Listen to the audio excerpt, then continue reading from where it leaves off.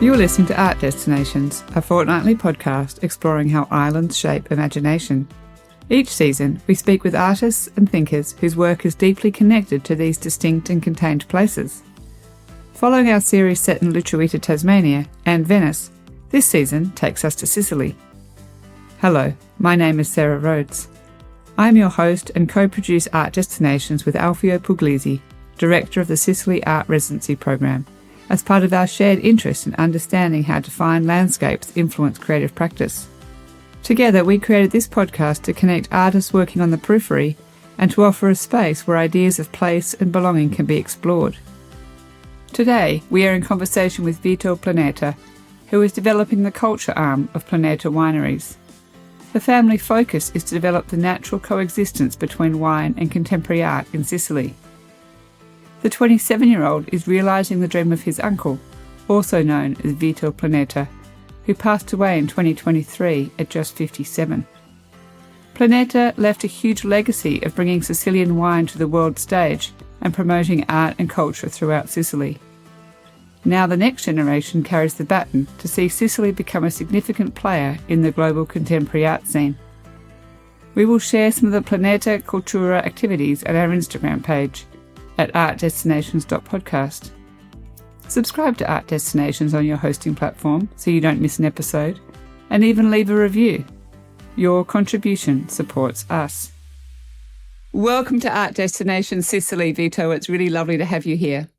It's a pleasure for me to be here. I hope to satisfy the curiosity and to speak about Sicily, destination. There is a lot of things to say and to discover, and here I am. This is a very exciting time for Planeta Wineries because you won probably multiple international awards last year, Winemaker of the Year and Wine Family of the Year. And this is a real testimony to the contribution that your family has made to Sicily over the last 500 years or 17 generations. It's quite amazing that one family can continue in the footsteps of the last generation for so long. I believe it's interesting to do the double story between the new story linked to contemporary art and to the wine. Basically, that has a lot of place in the world where it's not common to produce wine. Sicily became an important point on the map around the world for the wine production, and we start to produce wine in a place where it was not obvious that it were possible. It were not obvious that it were possible to produce a good wine. Going back to my presence, to my work, to my path, in the last 5, 6, 7, 10 years, there was this my uncle Vito, with the same name as mine. My name is Vito Planeta, and his name were Vito Planeta. So in the last 10 years, he started to organize this path to let people via the artist's vision know all the not our place but the Sicily, that were a place in Italy that were legendary, really linked to the ancient Greek and Mediterranean stories, but not really discovered. There was some episode of narration. If you think about the Leopard, the novel by Giuseppe Tomasi di Lampedusa. If you think about the sad example, because it's a great film and novel, but it's a sad example of The Godfather. There were some sporadic narration. We went back to to let people discover this place via a group of artists that were going around Sicily to tell their side about Sicily, their vision about Sicily. So sadly, you were a great and interesting person, because you were not exactly an entrepreneur. You were more an intellectual, as you mean in all the European meanings. Sadly, he passed away, and he left me 2 years and a half a great path linked to a team, a bag of artworks and an unorganized scenario in our place. I were really scared because, it was a giant things that I had to organize, and I were really scared to lose all these path. The best things I tried to do were to reorganize all these really important by my side story. That is the first, the bigger things he left me. It's not something material, not something ideological. It was a story. Okay, so how did it come about that you would take on his path, or were you always going to work together before he knew that he would pass? Like how and it's such a coincidence. You have the same name. His vision was very visionary. He passed away for 2 years ago, and my decision was to organize all these artworks and stories in a curatorial, let's say, zone that is in Noto, our winery in Noto, and in Etna. That is the two places where we organized all the contemporary art collection, and we opened a library that is a library on the Lago Arancio, on the beach of this lake in Sambuca di Sicilia, on the West Sicily, so on the other side of Sicily. Let me start from the library. The library is interesting because it's a library that is not a proper library. He were a great reader of James Joyce and of the whole the period of writers in Europe. But it's a library that is full of also silly books, and it is do you know the type of artworks by Tracy Emin where she take his bed and she put it in this exhibition. So of course it's a place that live about readers and activity and actions, but of course it's also a method to let his vision alive, literally. I mean, sometimes you have the famous archives, the famous or this type of things. We decided to not add, of course there's something new that passed by there, but to not add trendy books, to let his collection be read. So going back to this path about the double Vito and continuing, there was this period between now and that moment where my necessity were to organize all these materials, organize all these stories, and the first years and a half, 2 years, I were really scared, going back to what I was saying before, to lose not the people, not the type of scare, but to lose the respect for the work he did. And there is nobody never said about contemporary art in Sicily that it were possible to do. We are not a big corporate industry where we buy artworks or we pay people and we organize the show. That's not our method. That's not my method. Because, it is something that, of course, it's, if you can do it, let's speak about some goal of Uncle Vito's path. For example, there is the Fibonacci series in Noto and the Clairefontaine in Etna. Going back to this path that I organized, there is all this type of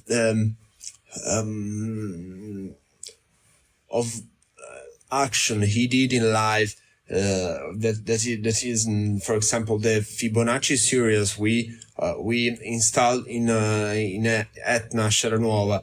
For example, last year I went to Paris to the Arte Povera exhibition in Bourse de Commerce, the Pinot collection, the Arnaud collection, excuse me. And I were walking there, and there was this giant Fibonacci series. That artwork is in 3 series, I think, and is one in Torino in the Mole Antonelliana, that is the bigger monument of Turin, one in the Bourse de Commerce, and the third is in our winery. And for me, it was a giant thing to see, because it was, it's a centrality of Sicily due to the contemporary art and to the relations, to the not relation in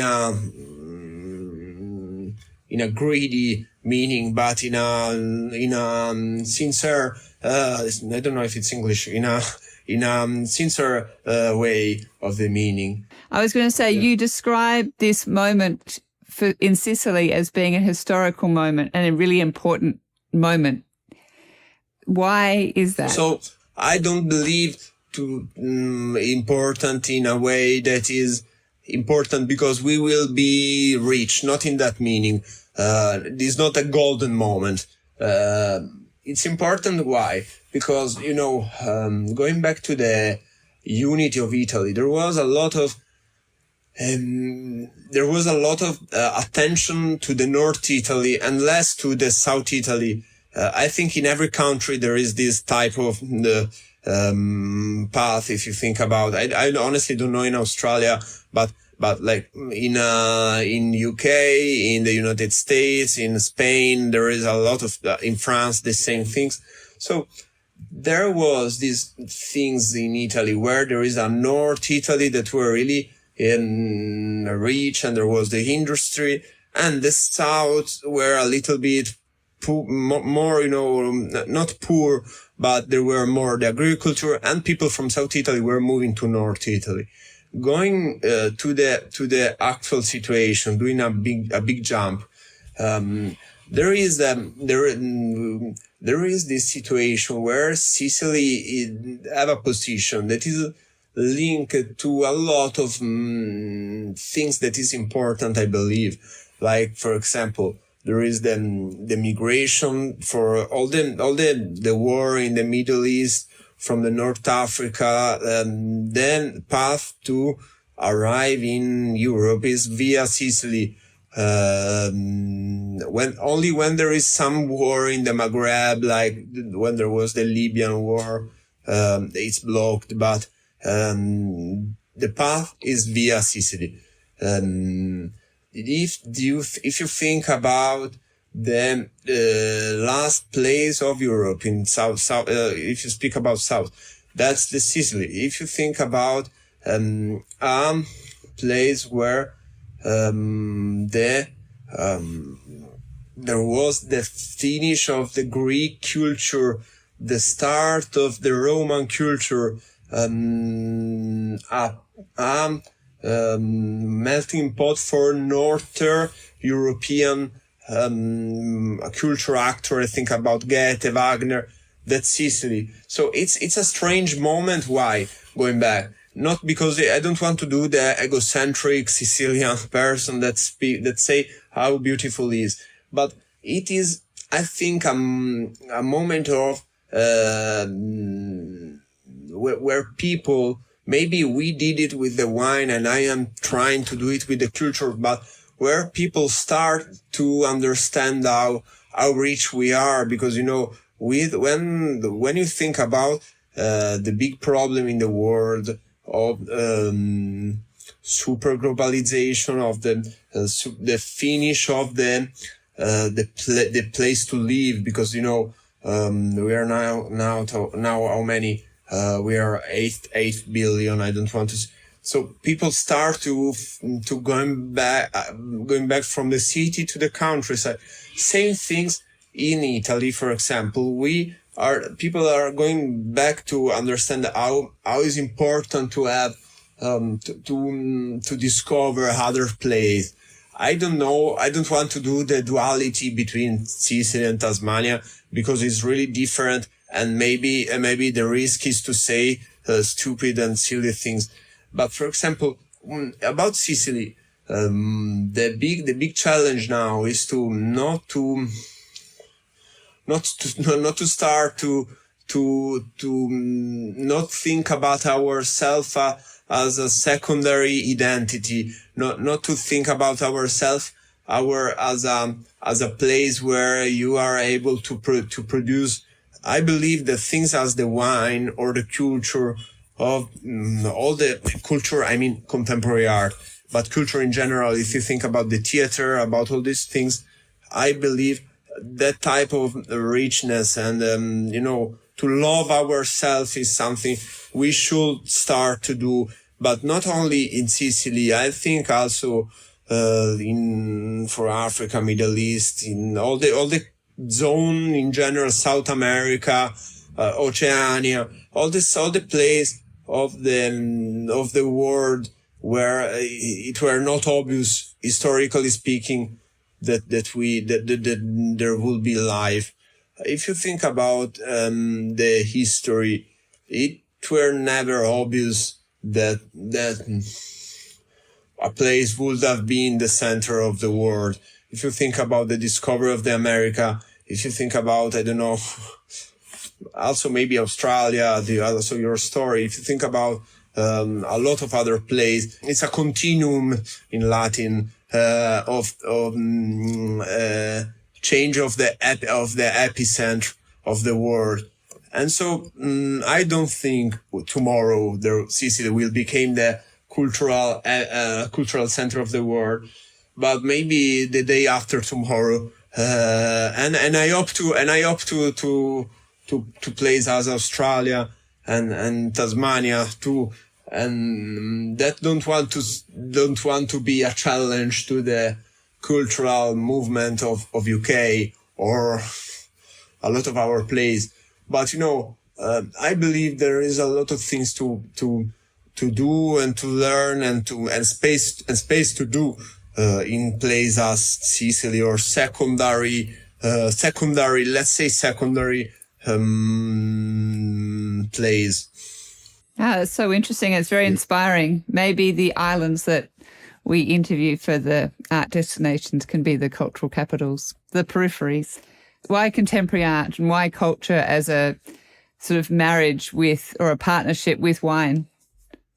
So that's interesting. So it's not obvious. When you think about a winery and about art or culture in general, you think, yeah, they took that 5% and they invest in art. And of course, it's a work for me, but it's something that I will not be okay to think about what I do only as a working performance. So when you think about art, is the language of the people, of something you see, of the eyes of the people. When I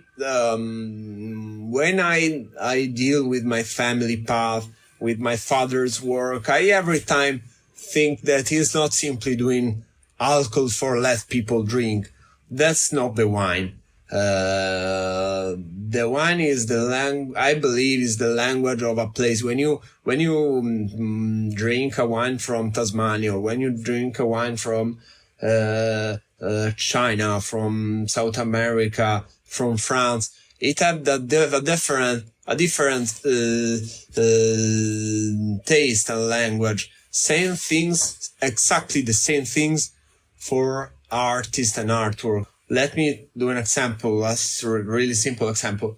when you go to Berlin, you speak with the Berlinese people of the contemporary scene, you can clearly see what they do. I mean, that's not a disrespectful, because I really like also a lot of things from this zone. When you go to South America, and the last Biennale of Venezia was, I believe, clear about it. When you go to South America, you see totally different things. When you go to the Tate Modern, or when you go to the Milan galleries, you can clearly see that there is a difference between the vision. Same things with the wine. Of course, the wine is something that is really ancient and is another path, of course.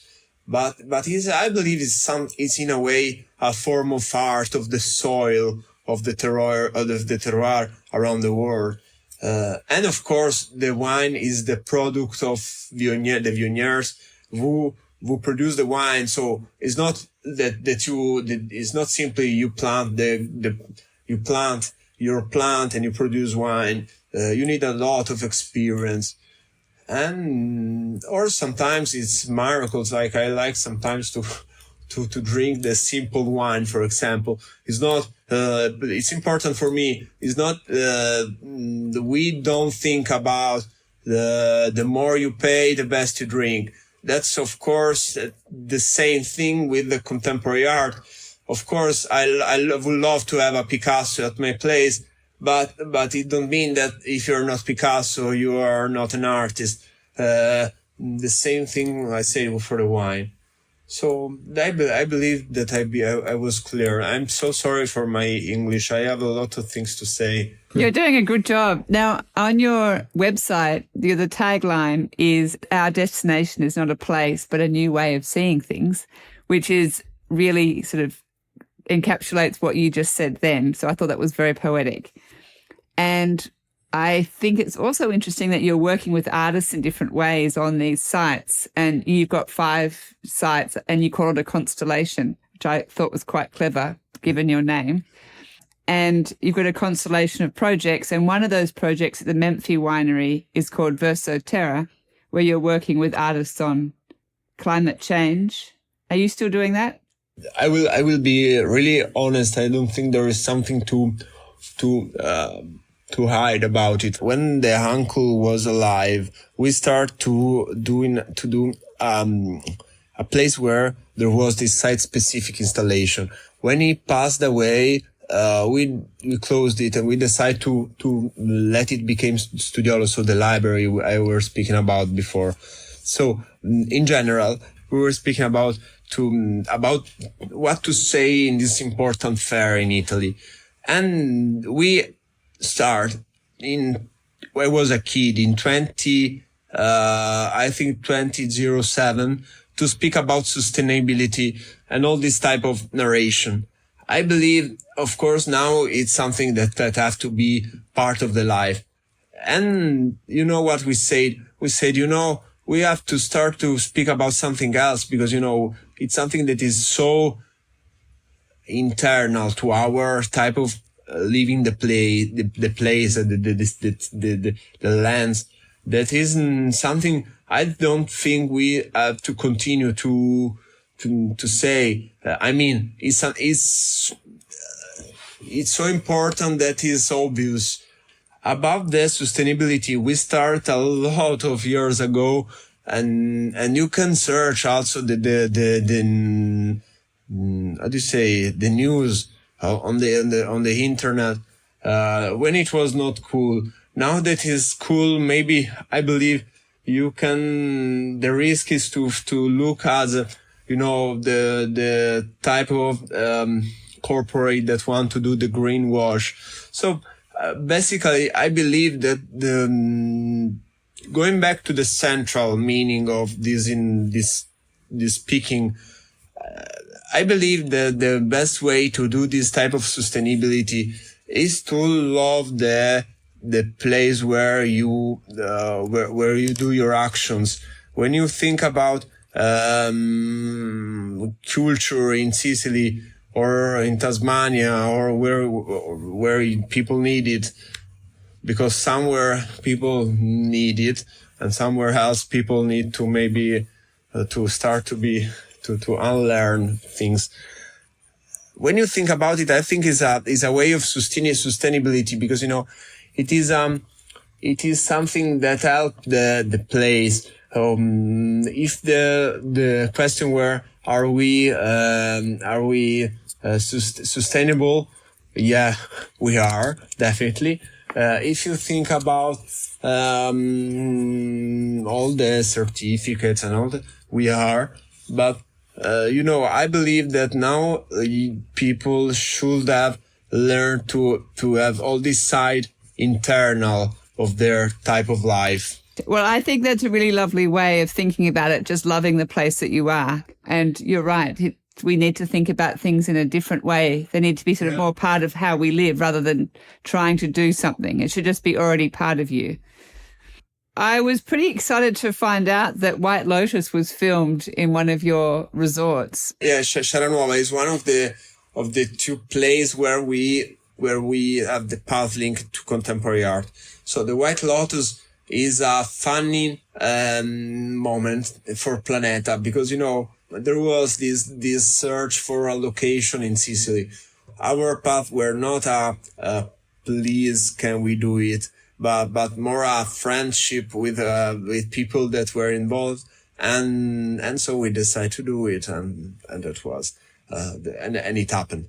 There also was a funny pilgrimage of White Lotus lovers, and honestly, I liked it. It's in a way, I think you should see White Lotus not so seriously, because it's in a way a parody of the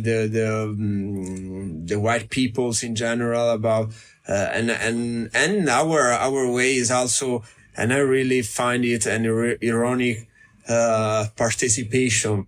Oh, it's great. It's great. I mean, it's true. There is definitely tourism where there's a bakery in Ross, in this little village in Tasmania, where people are sure that Kiki's delivery service, the Studio Ghibli, they are sure that it's based off this bakery because it looks a little bit like that.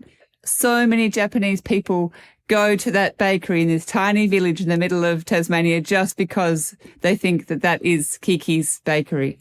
My daughter is a great lover of Kiki, and I'm too. Oh, you'll have to come to Tasmania and see the bakery. I will come for a lot of other things to Tasmania, but if I will able, I will give a look. I had a last question. As you mentioned earlier in the conversation, you're just 27, so you've had a remarkable career so early and following in the footsteps of your uncle. How have you navigated that? So, let me have the personal moment. My life from when I was 15 till my 27 was is a giant run. And now I start to be more relaxed, and I'm happy because, it is in some way, the life of a person of other times. Of course, I'm a young father, the young father of a daughter that is terribly similar to me, and really curious about the world. And I'm really happy to be a father, and it helped me a lot to be more mature in general. I think it's really important what people do in his life for the little eternity, because of course we are nothing in the universe. We are a little dot in the universe, but it's important to what is our type of being on the earth.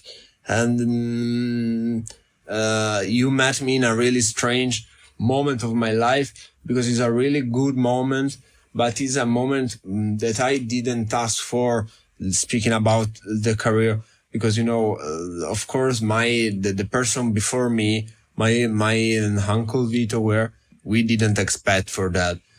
Usually you receive, I don't know, like a big heritage, lands or money or things. And I received a point to start that met my life in a moment that is really, important by my side. That is that I don't think we are, the chosen, in the world, the chosen in the history. That's a big, guilty of the people nowadays. I think that the best things we can do is to live things in the best way we are able to. That's a beautiful place to finish. Thank you so much, Vito, for your generosity. Thank you very much, Sarah. I really enjoyed that. Thank you. Me too. And also, please, can I, if I can finish like this, that Sicily is open to all people who want to come by, to pass by, and I would be really happy to have you all here. Thank you for listening to this conversation with Vito Planeta. Be reminded about the next episode of Art Destination Sicily by subscribing to our fortnightly newsletter on our website artdestinations.org. I'm your host, Sarah Rhodes. Ciao for now.